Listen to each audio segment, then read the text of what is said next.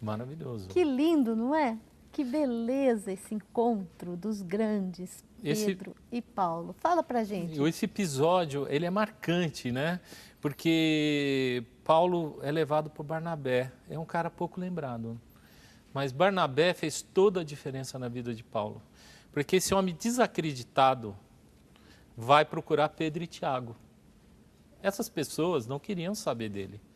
Porque ele, na verdade, podia ter até matado parentes de algumas pessoas. Não se sabe se ele matou ele mesmo, mas com certeza ele deu o voto para matar ou esteve por trás das matanças ou apoiando as matanças. Entendeu? Então Barnabé chega. E não por maldade, né? É bom a gente ressaltar isso também, não é? O que acontece com o Paulo? Você tem que entender assim, o Paulo era um judeu zeloso. Quando você fala que ele seria um judeu zeloso, você fala assim, ele cumpria a lei judaica como lhe foi ensinado. Ao pé da letra. Ao pé da letra. Esse homem foi o mesmo homem para Jesus. Quer dizer, ele seguiu Jesus intensamente. Só que ele reconhece o equívoco de que os judeus não reconheceram o Messias e que a grande Israel tinha chegado com a vinda do Messias. Os judeus não entenderam isso, não entenderam Jesus como Messias. Mas Paulo, na estrada de Damasco, disse, nós recebemos o Messias. Tão culto e instruído, talvez o coração dele ainda estivesse gelado. Na estrada de Damasco, Jesus aqueceu o coração dele. E a partir daí, ele veio de encontro à palavra do Senhor. Isso você é reconhecido num primeiro momento por Barnabé. Esse que você estava falando. Fala o Barnabé. Fala então. Que quando ele vai pedir, de acordo com o filme, que seja reconhecido esse momento dele com Deus, Barnabé afiança. Eu conheço esse homem e afiancio, eu vou afiançar que ele realmente se converteu sinceramente. A partir daí, e Paulo, Barnabé também acompanhou muito nas viagens, né? Então, agora vem essa outra etapa que é curiosa. Na hora que eles aceitaram Paulo saiu a toda pregando em Jerusalém. Porque ficou muito feliz com essa aceitação. Ficou feliz. Né? E ele era muito doador. E ele foi com grande intensidade. Com 100% de fidelidade que ele tinha ao judaísmo, ele foi para o cristianismo. Só que em Jerusalém ninguém gostou dele. Ele não fazia sucesso nenhum. Então o Espírito Santo falou, vá e pregue a minha palavra fora, saia de Jerusalém porque você vai ser morto. As pessoas odiavam Paulo ainda nesse momento. E ele foi se abrigar em Tarso, né? Ele foi procurar o colo lá da cidade de Natal. Enquanto isso acontecia, em Antioquia, o movimento cristão começou a florescer de uma forma muito diferenciada e iluminada.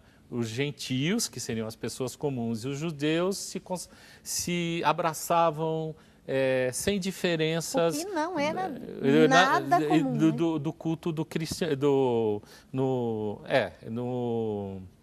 na prática do cristianismo. Então, quer dizer, não existia mais... A celebração em Antioquia era assim, era os judeus juntos com os cristãos, gentios, sem diferença nenhuma, escravos, mulheres, quem fosse se aproximar, ele estava aceito. E isso chamou a atenção das pessoas de Jerusalém, Tiago e Pedro, que dominavam e dirigiam essa igreja. Aí, Barnabé foi lá, testou, e chegaram à conclusão de que nós precisamos criar missões. Aí Barnabé teve outra vez a ideia, Barnabé foi buscar Paulo em Tarso. E aí a comunidade de Antioquia se tornou meio que o lar de Paulo e aonde ele preparou todas as viagens missionárias. Na primeira viagem missionária, Paulo foi aluno, vamos assim dizer, entre aspas, de Barnabé, para aprender a palavra. E a partir daí ninguém segurou. Ele adequou o discurso com a sabedoria e se tornou esse grande homem. Altíssima inteligência também. O Paulo é uma coisa assim, ele tinha liderança, capacidade de organização, ele tinha conhecimento e muita fé.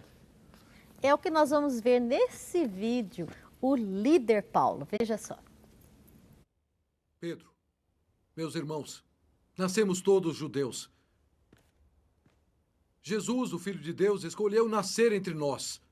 Não podemos renegar nossas leis e tradições. O que o Messias diria se nos visse batizando pagãos e compartilhando nossas refeições com eles? Talvez estejam certos, Pedro. Fomos nós que vimos Jesus, que ouvimos sua voz, que vivemos com ele. É exatamente por isso. Como é que vós não entendeis? Estais defendendo vossas leis e vossas tradições. Foi exatamente isso que eu fiz. Quando era vosso inimigo, eu manchei minhas mãos com sangue para defender as leis e tradições de nosso povo. Mesmo sendo sangue de Estevão. Mas agora eu vos pergunto, vós ouvistes Pedro falando em tantas línguas diferentes, o que acham que isso significa? E quanto a ti, Pedro, tu viste o Espírito e o Pentecostes descendo sobre o Cornélio e sua família? É verdade, Pedro.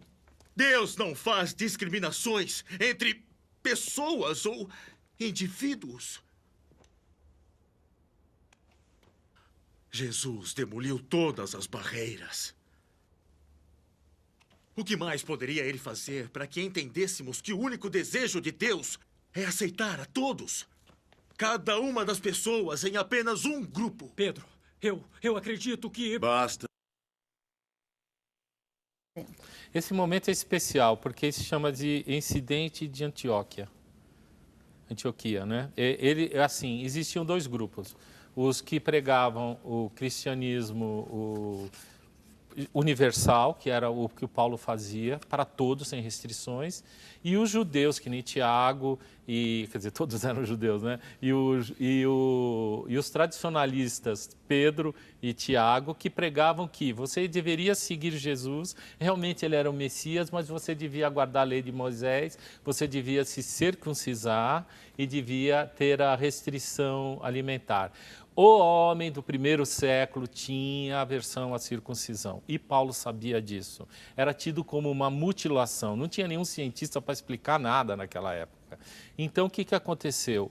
O Paulo logo entendeu, se vocês forem fazer isso, não vai ter como a gente sair do judaísmo. A palavra de Jesus universal, que é para todas, vai morrer e ele não vai vencer. Porque o importante de Jesus é que ele veio para salvar o mundo. Então foi São Paulo que foi essa ponte que uniu. E ele apanhou por isso o tempo inteiro, porque ele ia fundando as igrejas, organizando as igrejas, e de Jerusalém, com cartas até de Pedro e de Tiago, vinha a contramissão. Os caras iam atrás explicando, não, vocês, legal, cristianismo, mas vocês têm que circuncisar e seguir a lei alimentar. Sempre a contradição, né? A contradição. Então, Paulo foi penalizado o tempo inteiro. Muitas das cartas reclamam dos irmãos judaizantes, né? Daqueles que queriam que o cristianismo se restringisse e fosse menor, que se tornasse, que se tornasse só mais uma corrente dentro do judaísmo. E a gente vê ali também no vídeo, mesmo na palavra, quando a gente lê as epístolas de São Paulo, que ele tem a ideia muito clara de que é essa universalidade que Jesus pregou, né? Muito claro, né? Tem uma coisa que é super importante, Gálatas. Gálatas, ele cria o conceito de circuncisão de Cristo. Quando ele cria esse conceito, ele diz, se você aceitou o Senhor Jesus, você está livre, você está salvo.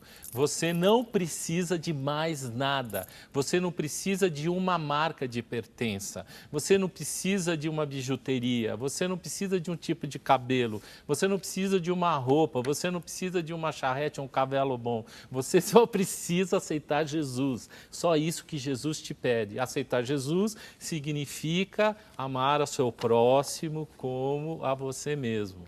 E acabou. E aí ele... É isso, Paulo, para Paulo isso era claro. E veja bem que essa mente sintética, cheia de amor por Cristo, seguiu apanhando, foi apedrejado 5 vezes, preso 7 vezes, isso que a gente ficou sabendo, porque pode ter sido mais. E ele tomou uma coça em Listra que quase morreu. Foram catar ele e descobriram que ele estava abrindo os olhos na hora que foram pegar o corpo, porque pegaram para enterrar. Aí botaram ele numa carroça para Derbe, ele ficou 8 horas numa carroça chacoalhando e mesmo assim sobreviveu. O incansável Paulo. Por isso, esse livro que pode ser seu, né? Esse livro que você está vendo aí, a imagem, mas que está também aqui nas minhas mãos, o incansável Paulo de Tarso, um líder vitorioso, porque quem é de Jesus é vitorioso, quem está com Jesus é vitorioso. Esse livro pode ser seu, autografado pelo autor que está aqui, Beto Jesus está aqui ao meu lado. E nós vamos para um pequeno intervalo. Tem uma joia de um e-mail aqui também que eu quero ler na volta do próximo bloco. Aproveita esse momentinho para ligar, mandar o seu e-mail. Ainda dá tempo, né? Dá tempo. Tá bom? Até já.